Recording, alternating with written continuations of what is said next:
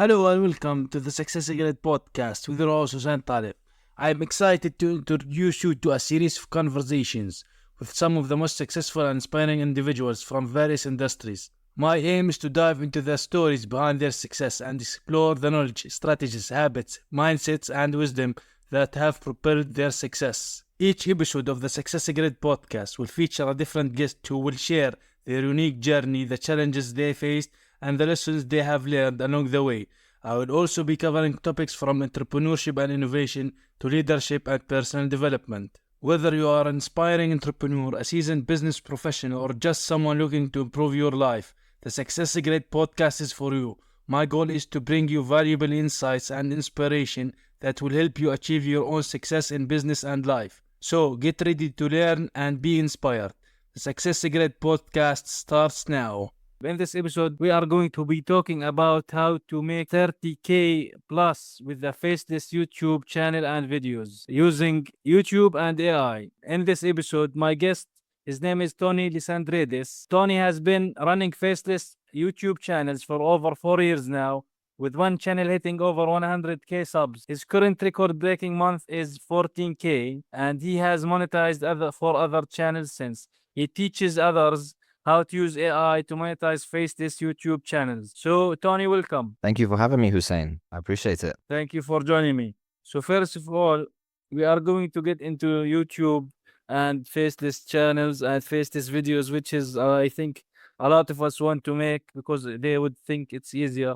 But first of all, what do you use your own definition of success, and how do you see people around you have certain misconceptions what success is? That's a very good question, Hussein. In terms of success, everyone has a different definition of success, and I would say that it's not a one size fits all. Everybody has their own goals and their own dreams that they want to achieve in life.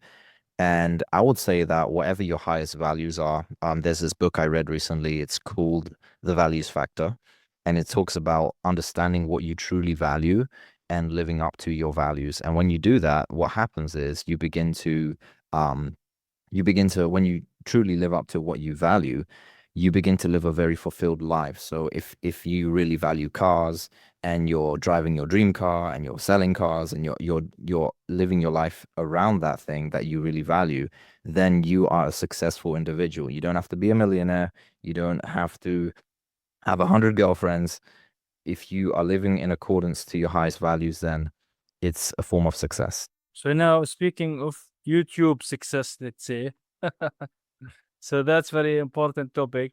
But first of all, before we dive deeper into basically or specifically about Faceless YouTube channels, in your experience, what is the most important things for people to grow on YouTube? And is it important to, let's say, maybe specify a niche, the general overview of YouTube success in your experience? That's a good question. I would say the main thing that will make you successful on YouTube, whether you're showing your face or whether you're doing faceless YouTube channels, is essentially the idea behind what you're doing. So the ideation is definitely the most important thing. If you have a brilliant idea, it can be the difference between you getting 1,000 views on a video and 1,000,000 views on a video. So having a brilliant idea, the video idea I'm talking about, and the niche is very, very important. So that's the number one thing. That's the most important thing in the whole YouTube spectrum, is the niche you are in and the video ideas that you put into that niche. That's the most important thing. Cool. So you yourself, how did you get to YouTube? Like, did you see others doing YouTube and they were successful, or someone told you YouTube is a good idea? How did you decide to do YouTube videos? The story, the origin story, I would say, for you. Yeah, so it all started in lockdown, the first lockdown, when at the time I was working in sales. I was working for a security company selling security systems, and we were put on something called furlough here in the UK, where we were asked not to come into work because of the coronavirus and social distancing and all that stuff, and we weren't allowed to go to work. So I was stuck at home, and I was just left essentially with a bunch of time and a bit of money to just play around with in my bedroom. So I was just like, okay, I've got this money. I've got a bunch of time now that we're in lockdown. What can I do? So what I ended up doing is actually it was like 3 a.m. in the morning, and I was scrolling through I think it was Instagram or it was Facebook or something, And I came across this advert which actually was talking about faceless YouTube channels and how you can have a side income with faceless YouTube channels. And I was like, okay. And I had a look and I ended up buying the course. They were selling a course there and a program. So I took the program, took the course, and then I started applying what I was learning in the course. And then essentially what then happened was I after 8 months, my YouTube channel's monetized. So my strategy was just looking at trends, looking at what videos were going viral, and I was just doing similar videos to videos that were already hitting tens of millions of views. And then my videos started getting tens of millions of views. And within eight months, my first YouTube channel got monetized.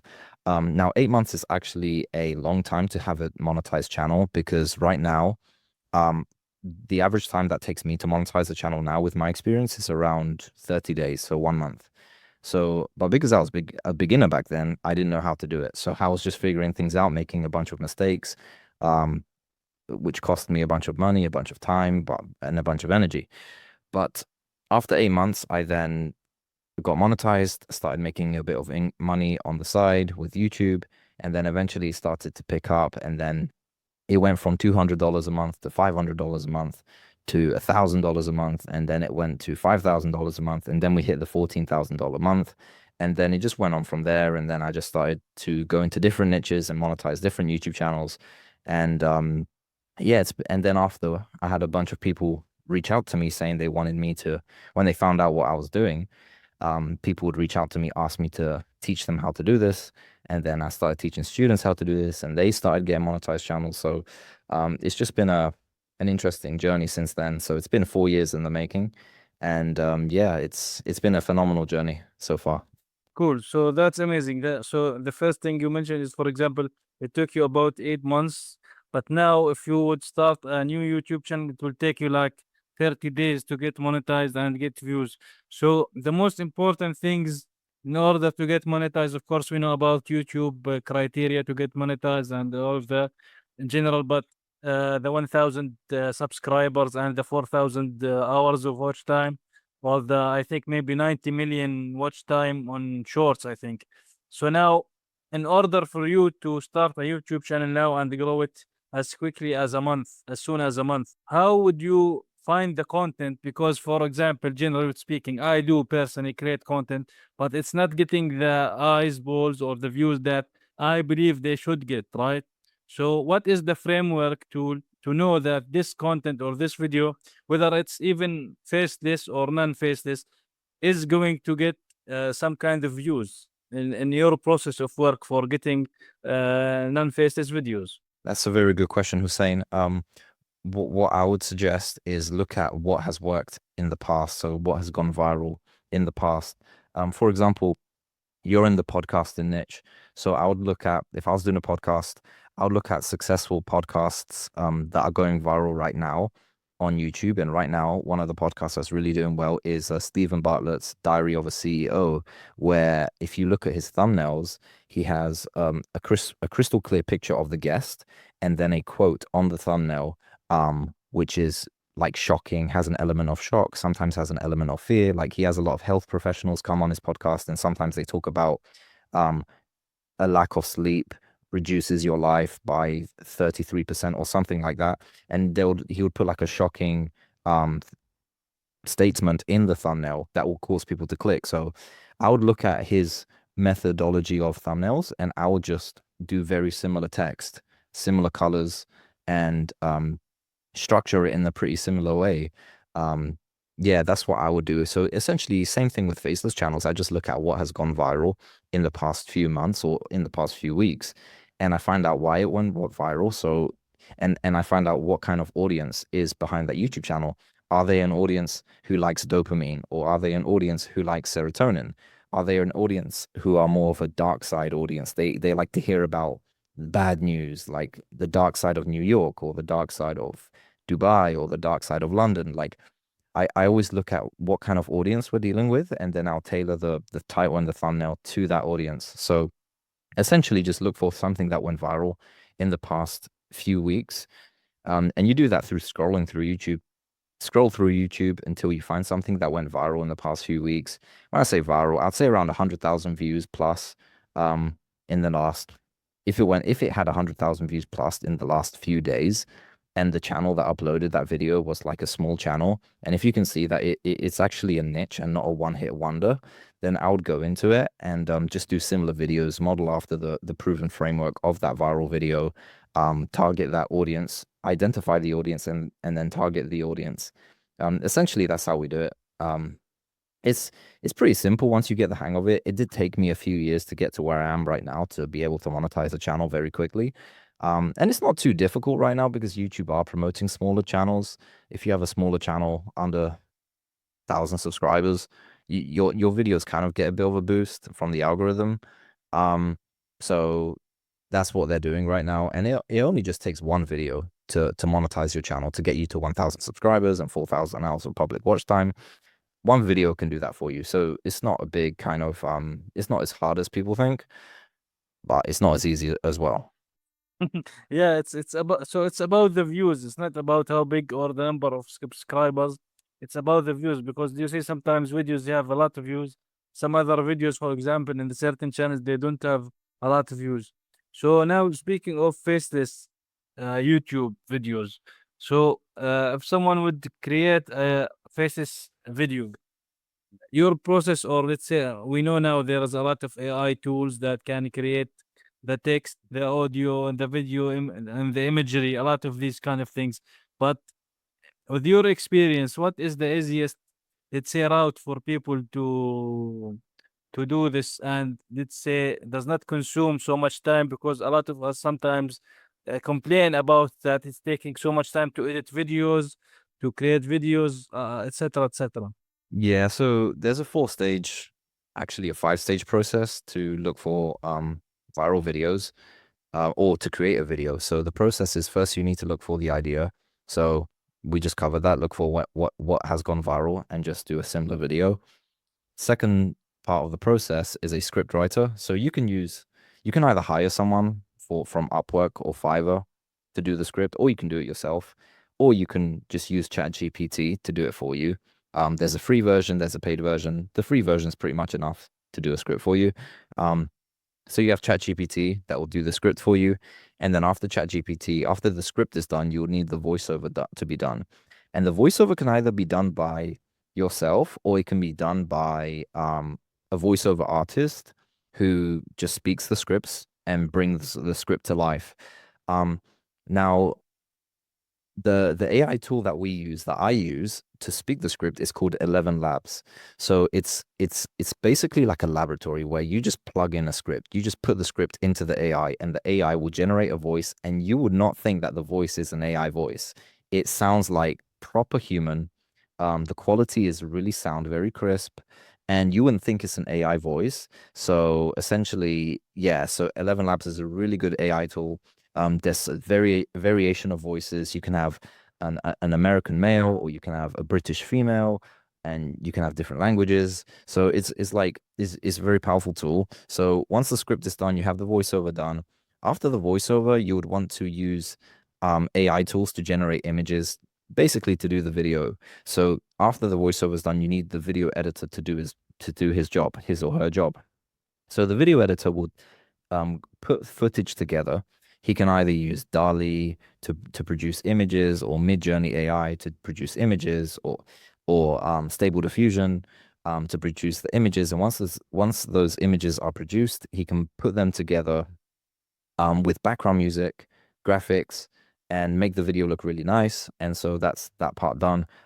There's also an AI tool called InVideo, which is like, it helps you with editing. So that's another AI tool that we use, InVideo AI. And then after that, we have the thumbnail. So the thumbnail essentially is the thing that people need to see before they click on the video. So essentially, when you scroll through YouTube, for people listening to the podcast that doesn't know what a thumbnail is, it's pretty much like a book cover. So when you scroll through YouTube, you have the title of the video that explains the video, but then you also have the image that explains the video, and the image essentially just depicts what the video is about. And you need a quality thumbnail that is not just a good image, because a good image doesn't make people click. What will make people click is something that will spark curiosity, that will trigger emotions, whether that be fear, whether that be curiosity, whether that be joy, like excitement, dopamine. So essentially, that's what you would want to do is have a graphic designer create a thumbnail for you, or you can use the AI tools such as Midjourney, put it into Canva, and then add text or add an arrow and do that. So that's the creation process of videos with AI tools that have recently come out. So there was a huge surge of AI in the last quarter of 2023. It's a huge surge of that AI has had its influence, put it that way. Yeah, definitely. AI has changed a lot of things. It made certain things easier, creating content easier. So it helped a lot of, I would say, content creators and video creators to push more out there, right? That's very important. So, but we, of course, when we talk about when we talk, for example, so people would know, like when we talk about the thumbnail, it's important the thumbnail to have a good one, because people when they are scrolling, they would stop at it. And what you talked about also, let's say triggering some kind of joy, fears, or success, or whatever it is in the text, so people would click for it. That's interesting point. But also comes down to after people if they click that video, it's important actually to have some kind of a good quality content, because now there is so much, like I would say, maybe competition in the space, whether it's YouTube, any social network in general. So it's important to deliver high quality content as much as possible, which is, I think you would agree with, right? Yeah, 100%. It's all about quality. So gone are the days of farming videos and just throwing a bunch of spaghetti on the wall and hoping something would stick. That's the saying we say in the UK, or the shotgun approach, where you just blast a shotgun and you hope you hit somebody. So those days in YouTube are pretty much gone. It used to work, but it doesn't work anymore. So essentially, you would want to focus on quality. So that leads me on to my next point. So the idea of the video is the most important part of the whole process. But the second most important part of the process is having a really good script.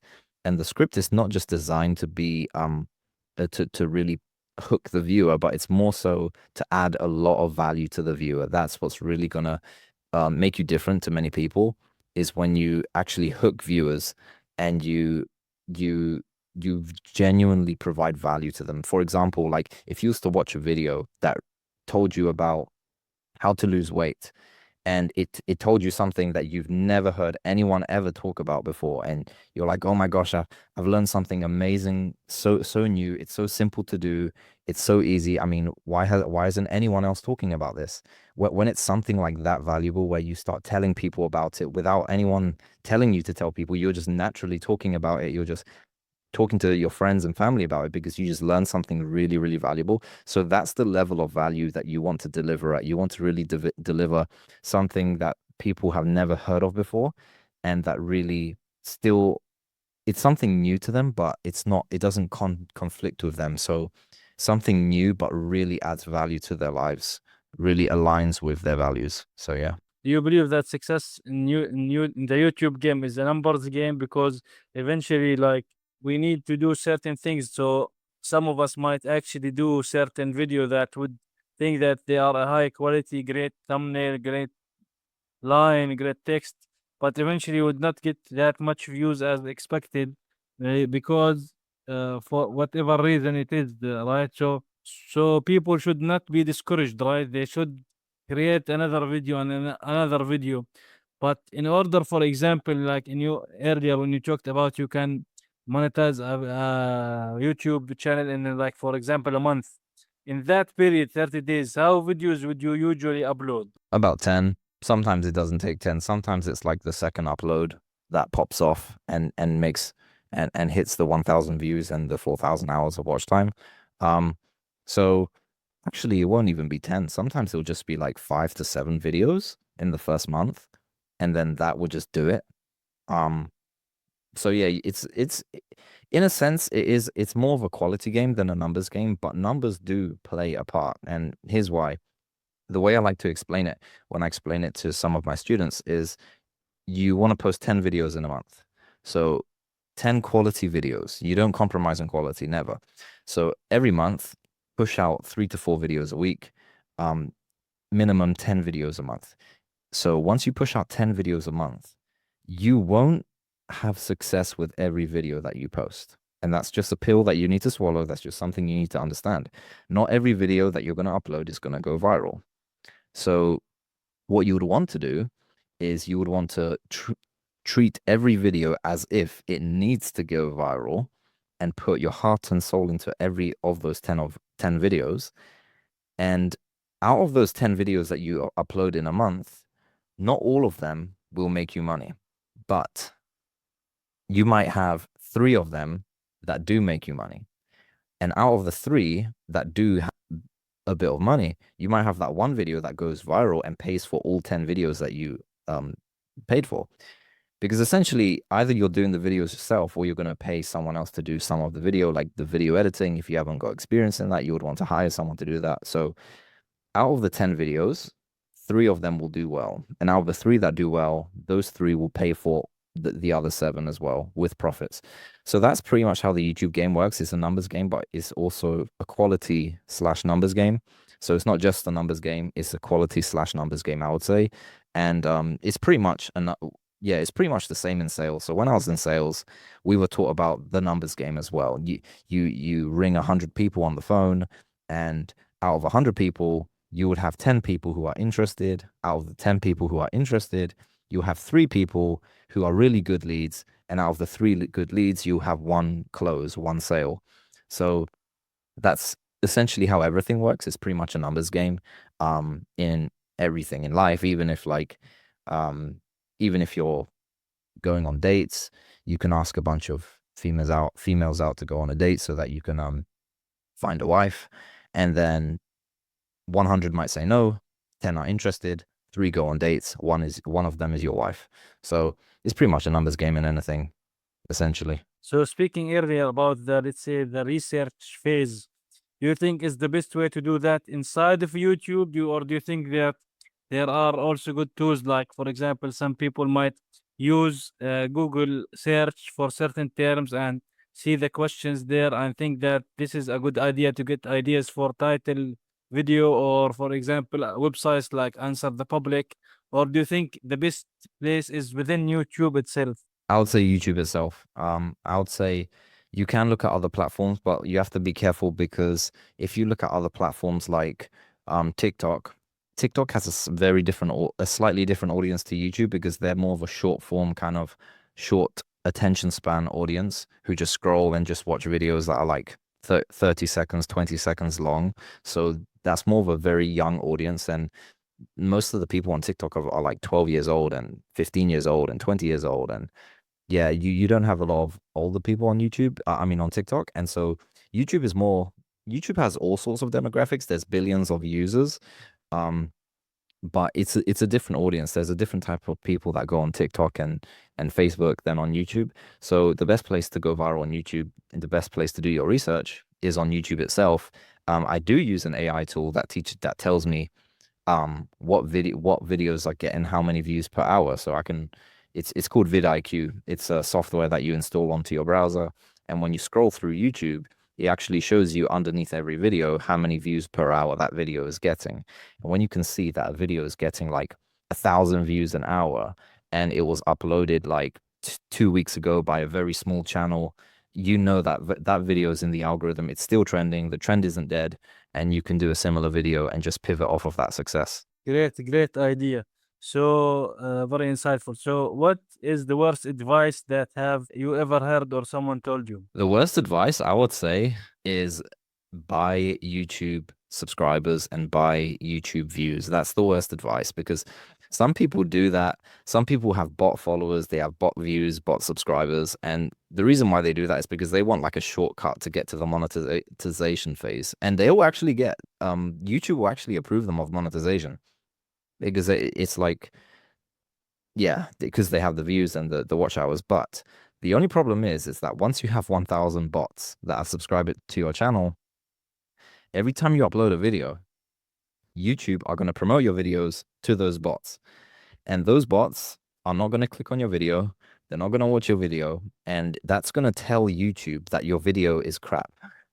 And so when YouTube sees that no one's clicking on your videos because they're bots, and they're gonna stop promoting your video. So your video is gonna die because of a bunch of bots. So the worst advice, and That's a really good question. What's the worst advice?